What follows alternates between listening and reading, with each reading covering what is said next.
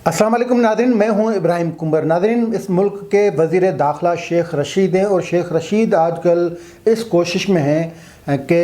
जो तहरीक लब्बैक पाकिस्तान जिस पे पाबंदी लगा दी गई है उसको बहाल किया जाए।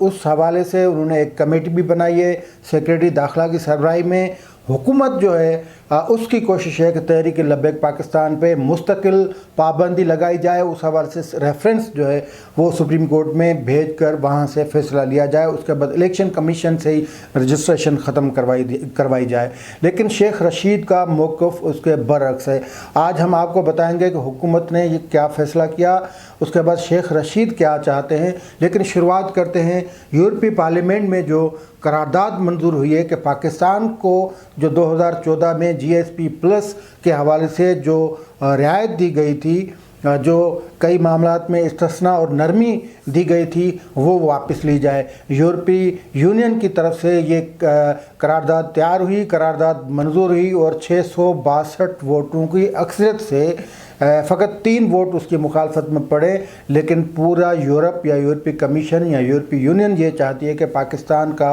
वो स्टेटस जो है वो वापस लिया जाए। और इसके पीछे कहा जाता है कि गुज़िश्ता दिनों जो हंगामे हुए थे और इंतहा पसंद और जुनूनी माइंडसेट जो रास्तों पे निकला, पाकिस्तान के शहरियों को यरगमाल बनाया, रास्ते बंद कर दिए, मुल्क को जाम कर दिया, रियासती मशीनरी को मफलूज कर दिया। 580-780 के तकरीबन पुलिस एहलकार उनको ज़ख्मी कर दिया, 2 एहलकारों को शहीद कर दिया। और ये सब हमें बातें बता रहे थे पाकिस्तानी मीडिया को शेख रशीद जो कि वज़ीर दाखिला है। और उसके बाद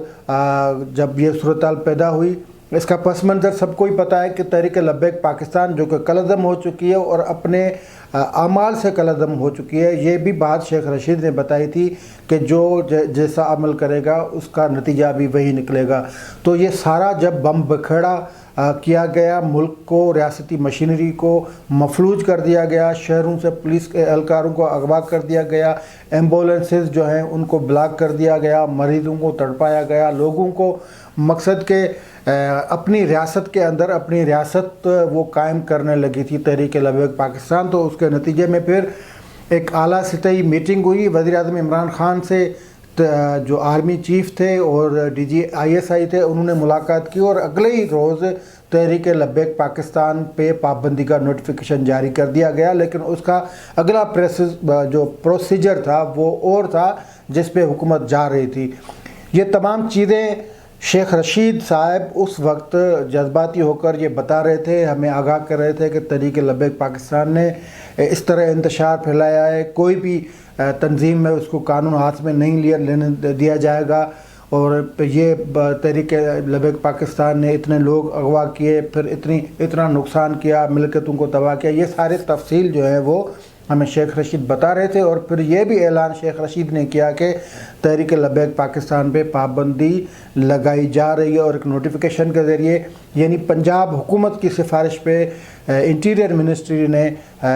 ये नोटिफिकेशन जारी किया, मंजूरी वज़ीर-ए-आज़म इमरान ख़ान ने दी और इस तरह तहरीक लब्बैक पाकिस्तान पे पाबंदी पड़ी। लेकिन अगला जो कदम था वो ये था, वो भी ऐलान शेख रशीद ने कहा। एक समरी इंटीरियर मिनिस्ट्री ने वफाकी काबीना को भेजी जिसकी सर्कुलेशन के तहत मंजूरी हुई और उसके नतीजे में तहरीक लब्बैक पाकिस्तान पे पाबंदी पड़ी। पाबंदी फ़कत उनके जो इंतहा पसंदाना कदम थे, जो जुनूनियत के कदम थे, जिससे पब्लिक को नुकसान पहुंचा। हालांकि ये तमाम चीज़ें तहरीक इंसाफ खुद कर चुकी है। 2014 के जो धरने में जो उन्होंने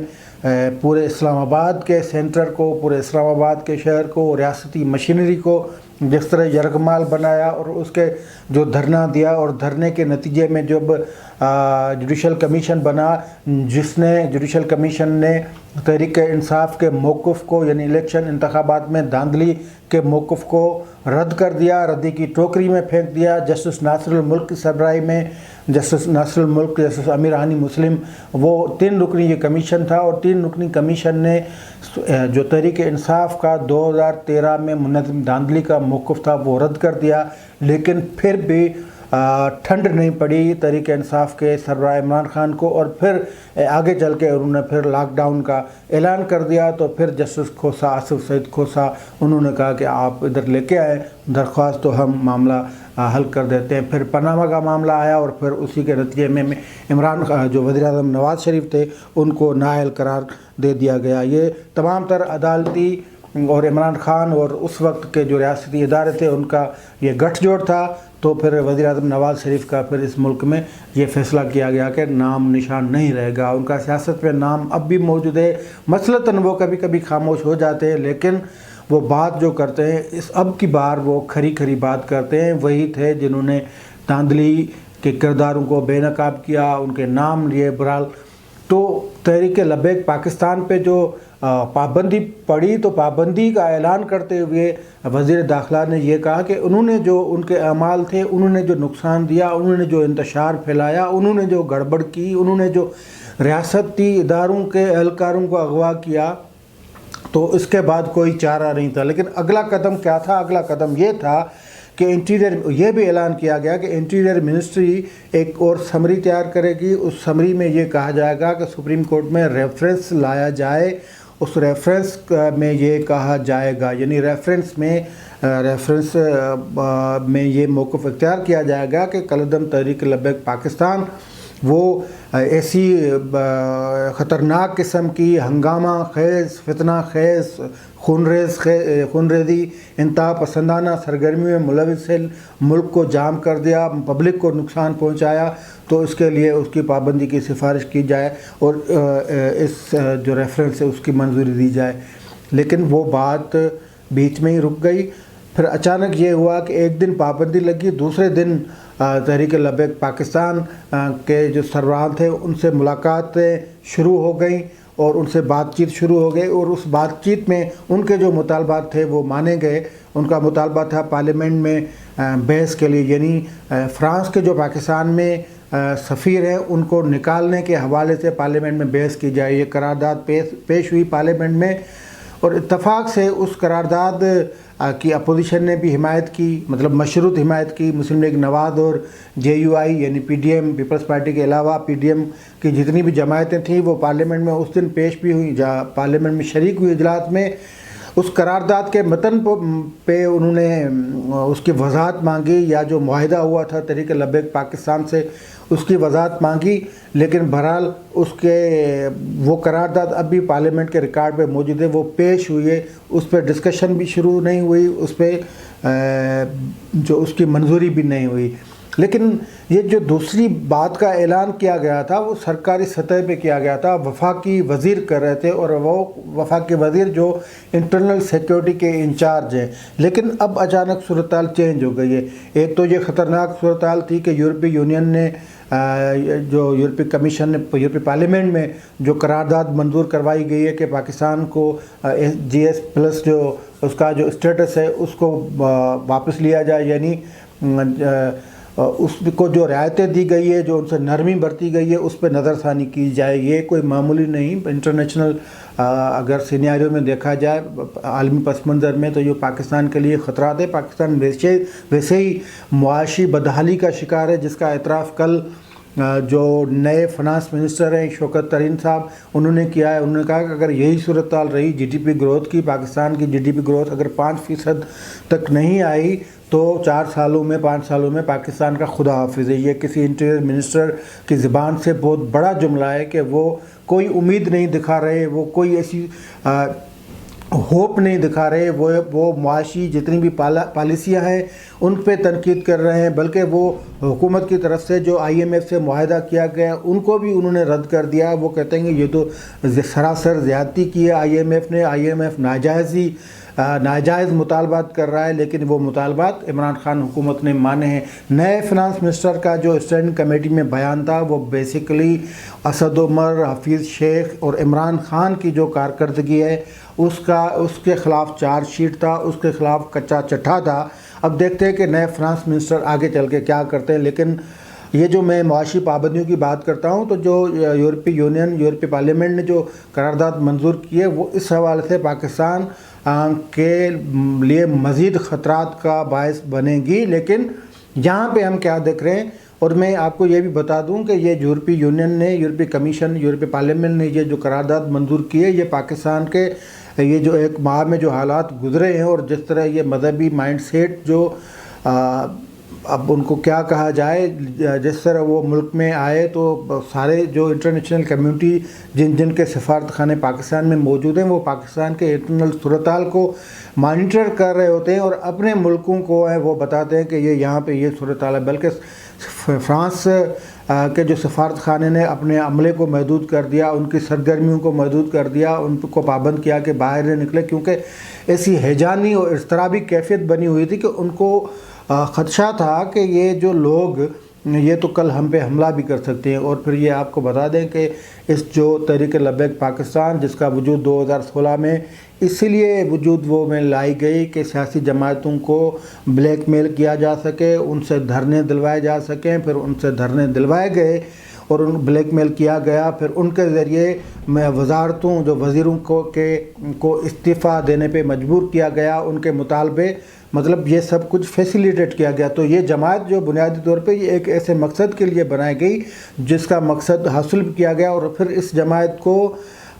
میدان میں اتارا گیا، الیکشن کمیشن میں رجسٹرڈ کروایا گیا اور پھر الیکشن کے میدان میں اتارا گیا۔ پھر جماعتوں کے مختلف جماعتوں کو جو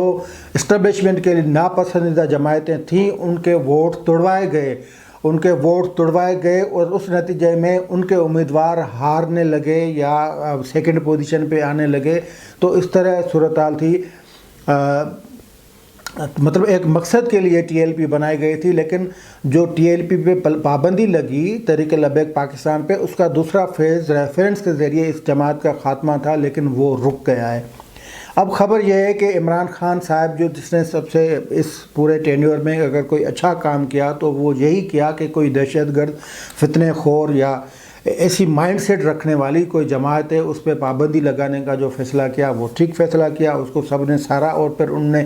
یہ بھی مطالبہ مسترد کر دیا کہ یورپی یونین یعنی فرانس کے سفیر کو ہم نکالیں گے تو اس کا نقصان پاکستان کو ہوگا، معاشی طور سے پاکستان ویسے ہی بھگت رہا ہے۔ تو اس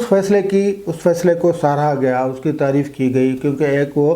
ٹھیک فیصلہ تھا۔ اور یہ بھی فیصلہ ٹھیک تھا کہ اگر کوئی جماعت اس طرح دہشت گردی کی کارروائی کرے، پھر ایم کیو ایم ہو یا تحریک لبیک پاکستان ہو، پھر یا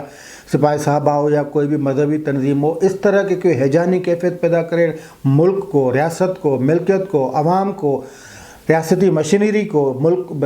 کو نقصان دے، تو پھر اس کو رہنے کا کوئی حق نہیں، وہ تو آئین اس کے لیے راستہ بتاتا ہے۔ تو یہ اس پہ پابندی کا فیصلہ، اس کی بھی تعریف کی گئی، لیکن جو اگلا قدم تھا اس پہ اس وقت تو تذبذب پایا جاتا ہے حکومت کے مابین، کیونکہ یہ جو پابندی تھی، اس پابندی میں جو تحریک انصاف میں جو جنونی ٹائپ لوگ بیٹھے ہیں، علی محمد خان جیسے، وہ خود اس کی مخالفت کر رہے ہیں، انہوں نے مطالبہ بھی کیا کہ پابندی واپس لی جائے۔ تو اب اس طرف